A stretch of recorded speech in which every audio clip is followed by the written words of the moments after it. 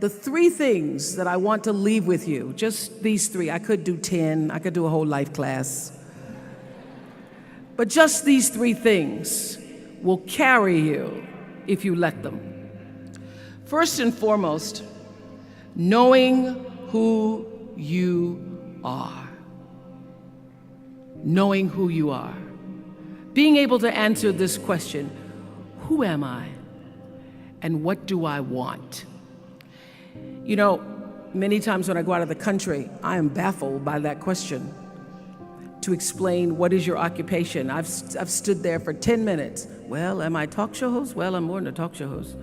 Am I a businesswoman? I'm a businesswoman. I'm more than a businesswoman. Am I an entrepreneur? I'm more than an entrepreneur. So I just leave it blank or self-employed. So I'm not asking for the roles that you play as daughters. I'm not asking that question. What are the roles that you play as a daughter, as a friend, as a sister? You're going to be a lawyer, you're going to teach, you're going to be a pharmacist. I'm asking the bigger question of who am I? Who am I really? My answer is I am God's child. I am that which is born of all that is. I am, as Pierre de Chardin said, a spiritual being having a human experience.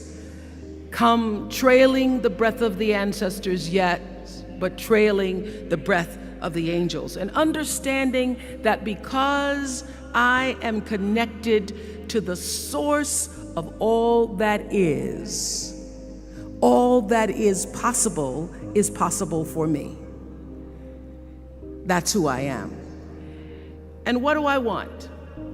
I don't want to just be successful in the world. I don't want to just make a mark or have a legacy.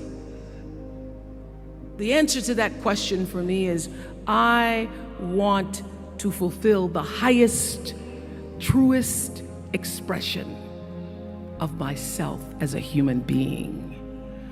I want to fulfill the promise that the Creator dreamed when He dreamed the cells that made up me. What do I want? You must have some kind of vision for your life. Even if you don't know the plan, you have to have a direction in which you choose to go. I never was the kind of woman who liked to get in a car and just go for a ride. I had a boyfriend who would say, let's just go for a ride. I want to know, where are we going? Do we have a destination? Is there a plan? Or are we just riding? What I've learned is that's a great metaphor for life. You want to be in the driver's seat of your own life, because if you're not, life will drive you. So, knowing who you really are in this space and time that we embody. That's number 1. What do you want? Who are you? Number 2, you must find a way to serve. Martin Luther King said that not everybody can be famous, but everybody can be great, because greatness is determined by service. Now, we live in a world where everybody wants to be famous and where we admire people for just being famous. We think being known brings us value. The truth is, all of that will fade in time. In 3 years, you won't be able to name the housewives of Atlanta. The real truth is that service and significance, service and the significance that you bring to your service is that which is lasting. So to be able to, whatever your occupation or job or talent or gift is, our honorees today getting doctorate degrees, to apparently opposite fields, HIV and AIDS and the spoken word. But what they have in common is service. Using the spoken word in service to community and the world. Using your knowledge and information about HIV and AIDS and medicine in service to the world. And if you look at all the most successful people in the world, whether they know it or not, they have that paradigm of service. Everybody's talking about Mark Zuckerberg and IPO. Service. Jay-Z rapping. Service. Through the word, to people, through song. For many years, I was really just happy to be on TV, and people would stop and say, "Oh, you on TV?" "Yeah, I'm on TV. I like being on TV. It's a nice job."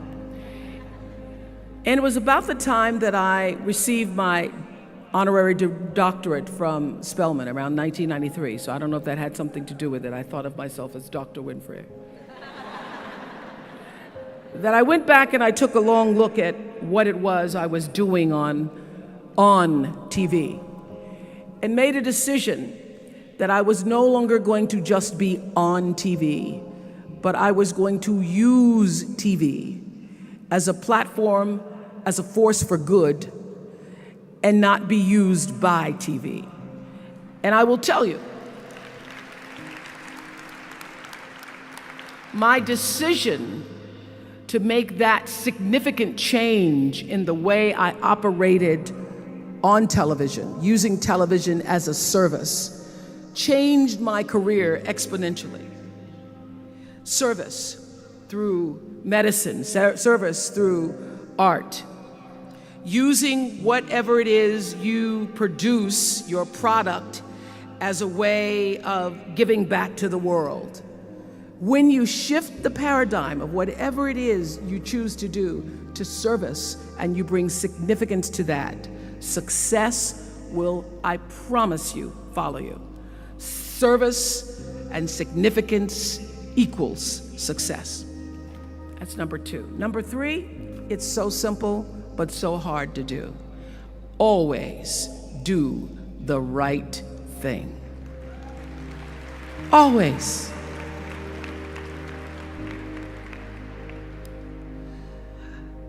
Be excellent. People notice. Think of how you notice. You go to Taco Bell, somebody gives you an extra napkin and some sauce. You notice. You want to go back to that person, because even at Taco Bell, excellence shows itself. Be excellent. Let excellence be your brand. Everybody talks about building a brand. I never even knew what that was. When people would say, "You're a brand," I would say, "No, I'm just Oprah."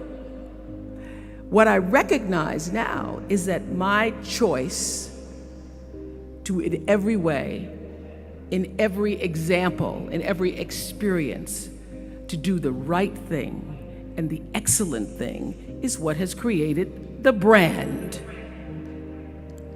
Years ago, I did an ad for Revlon for an ad they were doing called Unforgettable Women.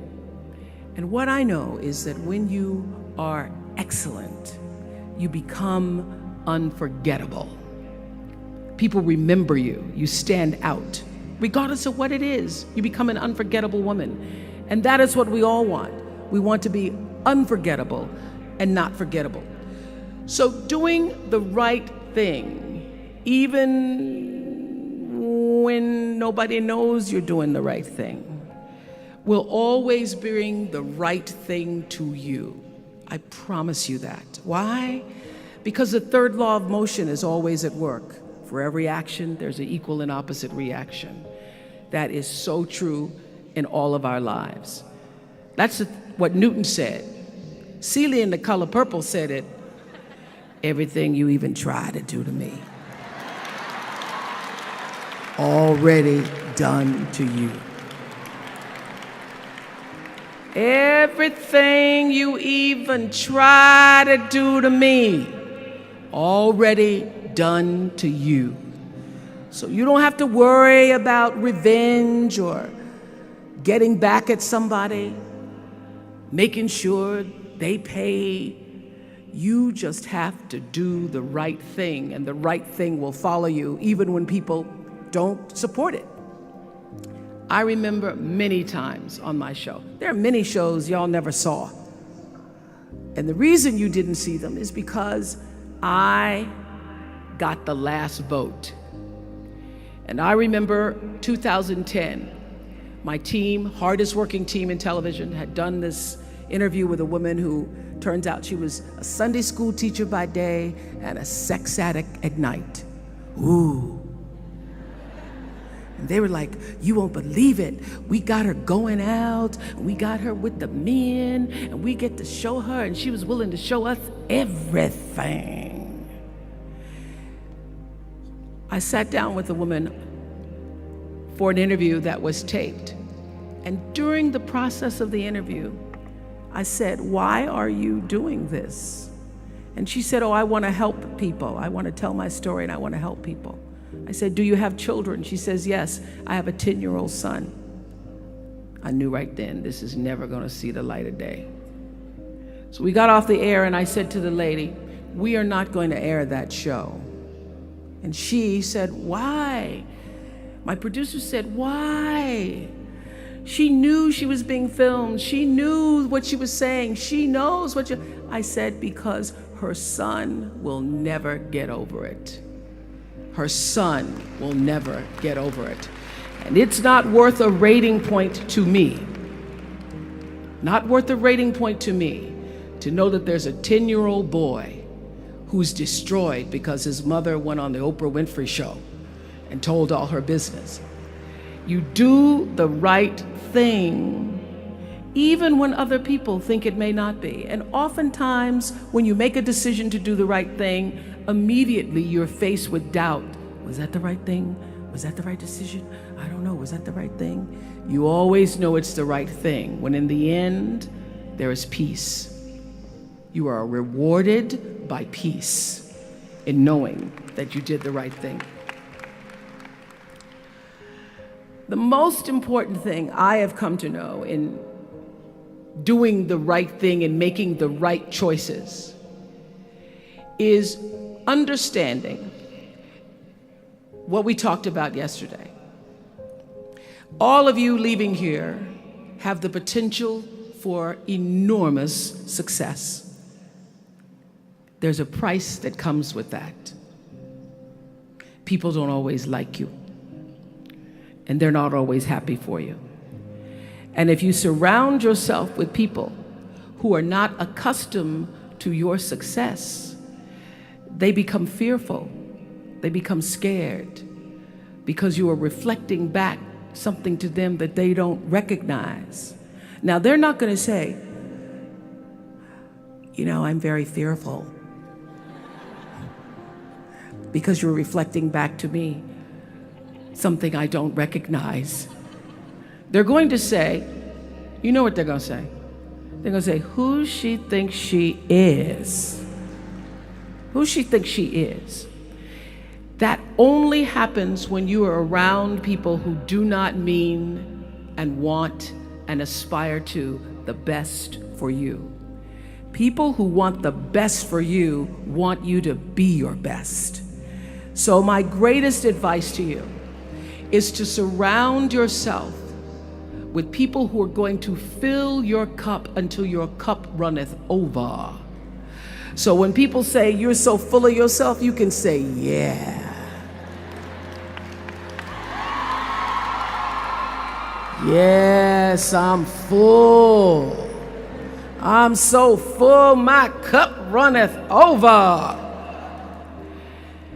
And to know that once your cup runneth over, you cannot spend your life with your gallon-size offerings, offering them to pint-sized people.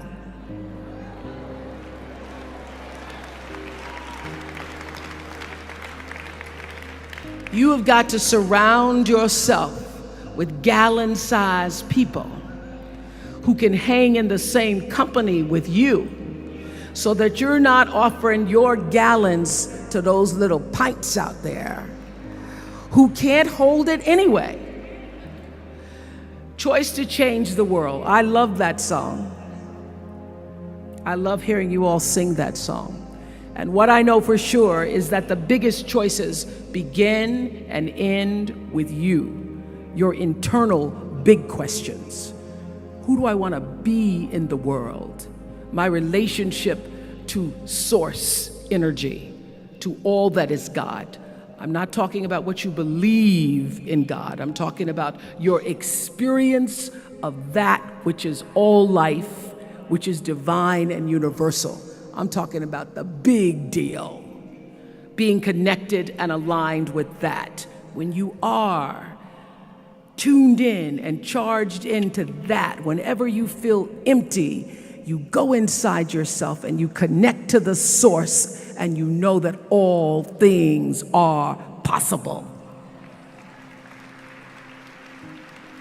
To know that, and to choose to do the right thing in service and significance, I promise you, you will create a vessel of service for yourself first, because you have to honor yourself first. You have to give to yourself first, otherwise you have nothing to give away. You will create a vessel for yourself, for your family, your community, and the world.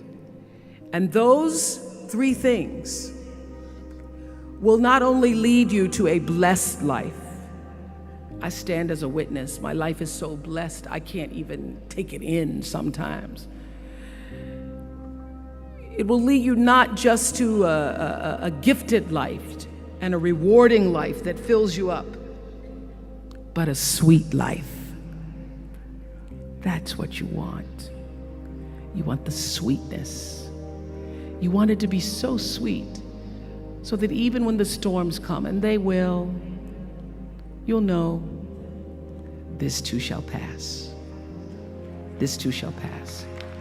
The storm is passing over, and you shall not be moved, because you know who you are. When you can do that, grace will follow you, grace and glory. And when they see you coming, it ought to make them proud. They say it's the click of your heels, it's the bend of your hair, it's the palm of your hand, it's the need for your care, because you a woman, you a Spelman woman.